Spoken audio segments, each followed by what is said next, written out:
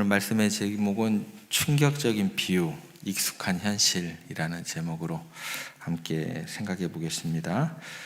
겉으로 보기에는 이제 포도원 관리들의 이야기처럼 들릴 수 있지만 이 짧은 구절 속에 하나님과 그분의 백성들 사이의 오랜 역사, 그리고 우리를 향하신 간절한 하나님의 메시지가 담겨져 있는 비유로 우리가 이해를 하면 좋겠습니다. 예수님의 비유는 마치 씨앗과 같습니다. 겉으로는 그냥 아무것도 없는 그냥 작은 씨앗처럼 보이지만, 평범해 보이지만, 이게 우리 마음밭에 심겨지고 이게 깊이 묵상이 되어질 때 이게 놀라운 진리의 열매를 맺게 한다라는 것입니다. 그래서 오늘 우리가 함께 살펴볼 이 말씀 역시 처음 들을 때는 굉장히 뭐랄까요, 충격적인 내용이에요. 맞고 때리고 또 죽이고 굉장히 불편함을 느낄 수 있는 그런 내용들입니다. 주인이 보낸 종들이 이제 그렇게 죽임을 당하는 쉽게 이해하기, 받아들이기 어려운 그런 장면들입니다. 그런데 이러한 불편함을 넘어서 그 메시지를 깊이 생각할 때에 하나님께서 우리에게 원하시는 삶의 방향이 무엇인지 분명하게 드러나는 비유가 됩니다. 3절, 5절까지의 말씀을 보면 이제 주인이 포도원 소출의 일부를 받기 위해 보낸 종들이 붙잡히게 되고 또 구타당하고 상처 입고 심지어 죽임을 당하는 장면을 생생하게 그려지고 있습니다. 이걸 듣고 있는 사람들은 어떤 느낌이었을까요? 그때 당시 사람들은 어떤 사람들은 도둑이 재발저리기도 할 것이고, 맞아 지금 뭐라 그럴까, 우리의 사회적인 현상 상황이 이럴 것인데, 우리의 어떤 그런 충격보다도 이 사람들은 더 반응하기가 더 쉬운 어떤 그런 사회적 배경이었다라는 것이죠. 우리 가운데 더 큰 충격으로 다가오지만 예수님 당시에 이 지역의 그 유대인들, 팔레스타인들의 사회적 상황을 고려볼 때 청중들에게 이거는 더 현실적입니다. 삶의 문제예요. 굉장히 그리고 씁쓸해요. 씁쓸하고 이게 뭐지? 이 정도의 그런 비유가 적나라하게 그들에게 선포되는 것입니다. 당시 팔레스타인이요, 로마 제국의 압제 아래, 압제라는 것은 뭐예요? 힘들죠. 압제 아래 신음할 수밖에 없었고, 또 독립을 갈망하는 사람들의 활동이 끊이지 않았고, 시끌시끌하겠죠. 곳곳에서 무슨 일이 일어났을 때 그러고, 또 이러다 보니까 사회 곳곳에서 어떤 게 또 동시에 일어나게 되냐면 약탈을 일삼는 산적들, 수시로 출몰합니다. 산적들이. 근데 백성들의 삶이 늘 어떤 거냐면 불안과 공포 속에 이어져 있었다라는 것이죠. 이러한 혼란스러운 시대적 배경 속에서 뭐가 무너지게 되냐면 질서가 무너지게 됩니다. 질서가 무너지게 되고 폭력뿐만 아니라 불의, 깨끗해야 되고 의로운 길을 추구해야 될 사람들도 그냥 무너지게 되고, 이런 사회적 단면을 이 비유가 고스란히 보여주고 있다는 것입니다.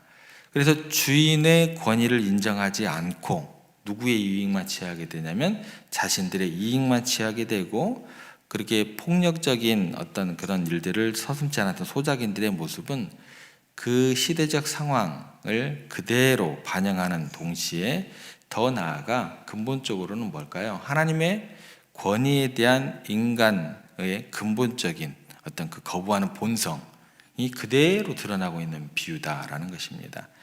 그리고 우리는 이 충격적인 장면들이 단순히 그때 당시의 현실적인 모습을 반영하는 것을 넘어서 어떤 영적인 깊은 의미가 있을까라는 그런 내용까지도 우리가 담을 수 있어야 된다는 것입니다. 예수님께서는 이 비유를 통해서 하나님과 그의 백성 이스라엘, 그리고 그들 사이에서 하나님의 말씀을 전달했던 선지자들의 관계를 설명하고 계시는 것이 우리들 가운데 정확하게 포착이 되죠. 포도원은 우리가 잠깐 살펴봤듯이 구약 성경에서 종종 하나님의 백성 이스라엘을 상징하는 이미지로 사용이 됩니다.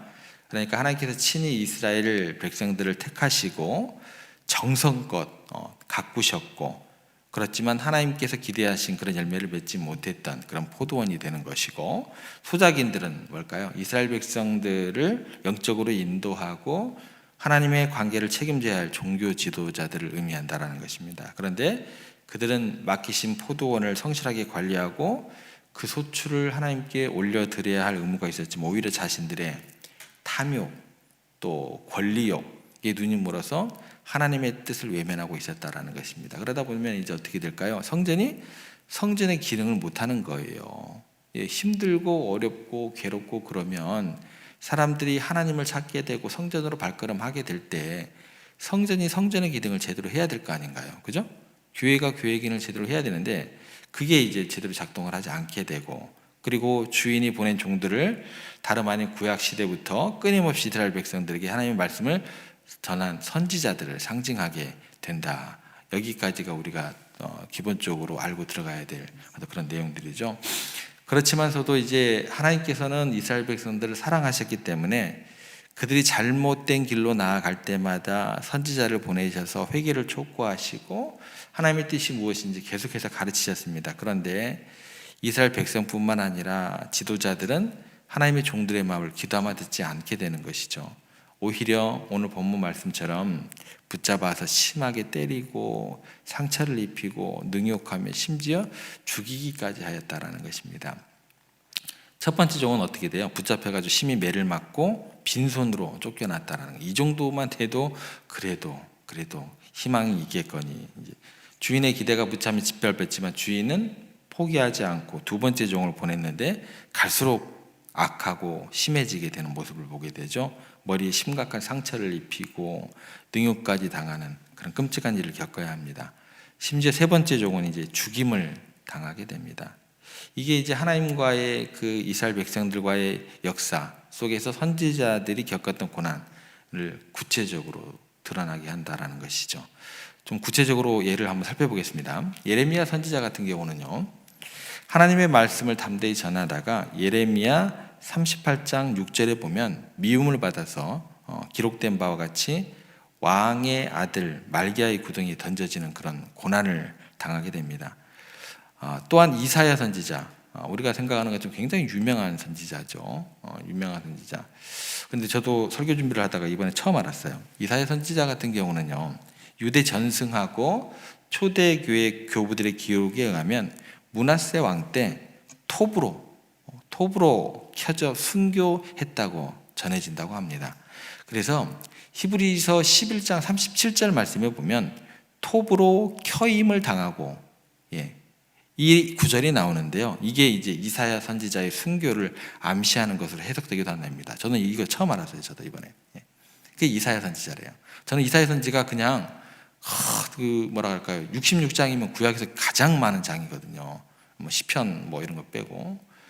그래도 그 말씀에 대한 것들을 정말 예수님에 대한 모든 내용들을 거의 다 담아져 있는 작은 성경이다라고 이야기할 정도로 그렇게 훌륭한 사람이었는 줄 알았는데, 이런 저는 고난이 있는 줄은 저는 이번에 처음 알았습니다.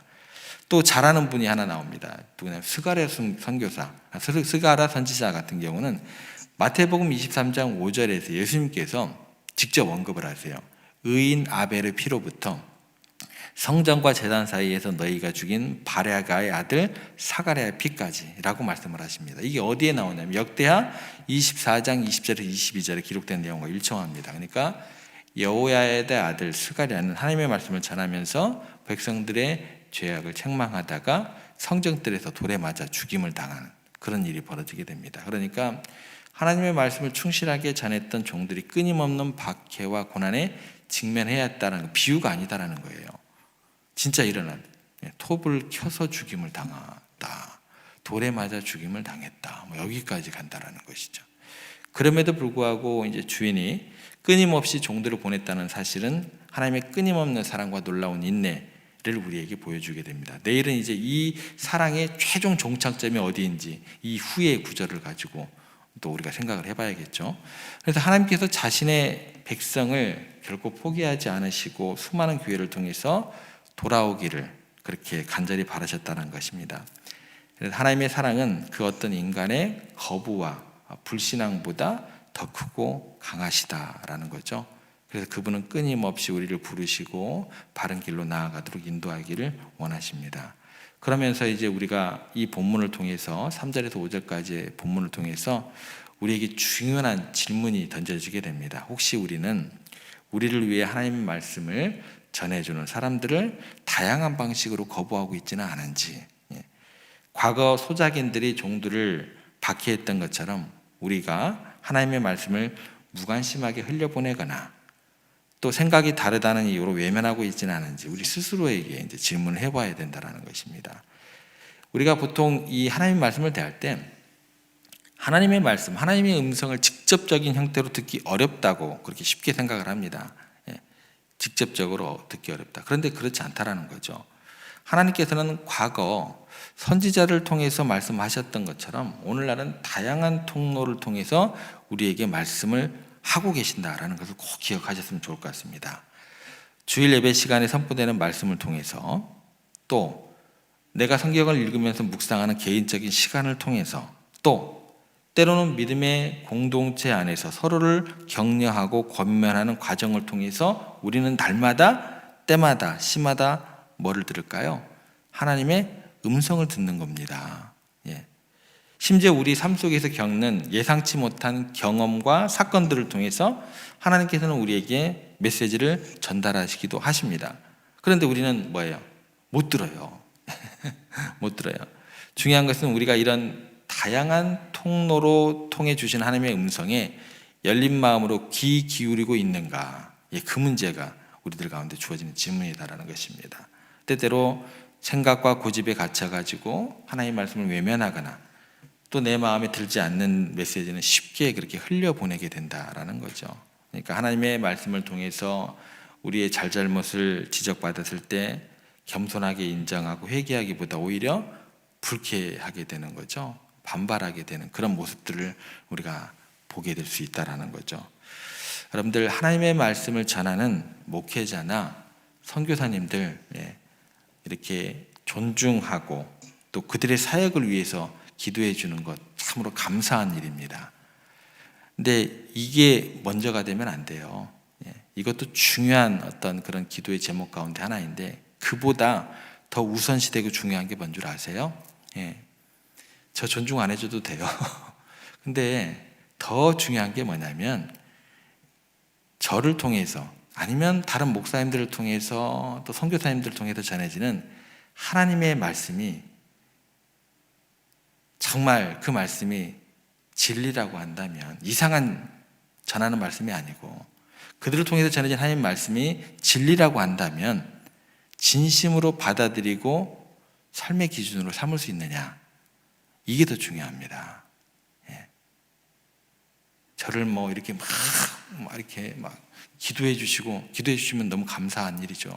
기도해 주시는데 그것보다 우선시 되는 건 선포되는 말씀이 여러분들 가운데 뿌려질 때 그것을 받아들이냐, 이거 없으면 저는 아무짝에도 쓸모없는 사람입니다. 그래요, 정말. 때로는 불편하고 듣기 힘들 수도 있어요. 근데 그 말씀 속에 담긴 하나님의 사랑과 긍휼을 깨닫고 순종하는 자세가 필요하다는 얘기예요. 제가 여기에 올라와서 제 얘기 안 하잖아요. 그죠? 항상 제 부족한 모습을 보고 제가 이렇게 부족해요, 그렇게 이야기를 하잖아요. 저도 말씀을 준비하면서 저의 그런 모습을 또 생각하고 또 하나님 앞에서 겸비하는 마음으로 말씀을 받고 증거를 하거든요. 이게 다가 아닙니다. 여러분들 주변에 있는 믿음의 형제 자매들이나 또 배우자나 친구들이 하나님의 말씀에 근거해서 자기 얘기하는 거 말고요, 하나님의 말씀에 근거해서 하는 조언이나 권면을 해줄 때 우리는 마음을 열고 그들의 이야기에 귀 기울일 수 있어야 된다는 거예요. 저도 여러분들의 어떤 그런 얘기에 경청할 것입니다. 어떤 이야기든 그게 말씀에 합당한 이야기면 제가 고쳐야 되는 게 맞잖아요. 그죠? 언제든지 사람은 실수할 수 있기 때문에. 어쩌면 그들은요, 모든 사람들은 하나님께서 우리에게 보내시는 다른 종들일 수 있다는 거예요. 그러니까 이 사람 이 정도 보내고 저 정도 보내고 저 정도 보내고 계속 보내시잖아요. 그러니까 하나님의 말씀을 통해서 우리를 깨우치고 바른 길로 인도하시는 하나님의 섬세한 손길일 수 있다는 것입니다. 그래서 하나님의 말씀을 거부하고 외면하는 것은 결과적으로는 우리에게 큰 손해가 된다라는 것입니다. 마치 주인이 보낸 종들을 박해했던 소작인들이 결국 포도원을 잃게 되듯이 하나님의 말씀을 거부하는 자는요, 영적인 풍요로움을 거둘 수 없을 뿐더러 하나님의 심판을 결국 스스로 자초하게 되는 그런 일을 경험하게 될 것이다라는 것입니다. 그래서 우리들이 늘 깨어있는 마음으로 하나님의 다양한 음성입니다. 다양한 음성에 귀 기울이고 겸손하게 그 말씀에 순종할 수 있는 삶을 살아가는 것, 그런 자세가 우리들에게 필요할 것입니다. 예. 오늘 우리가 생각했던 것은 뭐예요? 하나님의 끊임없는 사랑과 인내는 그 사랑을 거부하고 하나님의 종들을 박해했던 인간의 완악함을 통해서 더욱더 드러난다라는 그런 내용으로도 살펴봤습니다. 그렇지만서도 하나님께서는 절대로 포기하지 않으시고 수많은 선지자들을 보내셨고, 그런데도 불구하고 그들은 외침은 외면당했고 박해와 죽음으로 이어졌다라는 것. 이제 우리는 이 비유를 통해서 우리 자신을 깊이 성찰해야겠죠. 하나님의 말씀을 어떤 태도로 내가 대하고 있는지, 하나님의 말씀을 잘 귀 기울이고 있는지, 혹시 우리도 모르는 사이에 내 생각 고집을 앞서서 하나님의 생각을 외면하고 있지는 않은지, 이 말씀을 기억하시면서 우리의 마음밭을 말씀으로 잘 경작하여서 하나님의 귀한 씨앗이 우리 마음 가운데 뿌리 내려지고 풍성한 열매를 맺을 수 있도록 힘쓰는 우리가 되기를 간절히 소망해 봅니다. 그래서 깨어있는 마음으로 하나님의 음성에 귀 기울이고 겸손하게 그 말씀에서 순종하며 살아가는 저와 여러분들이 되시기를 예수님의 이름으로 간절히 부탁을 드립니다.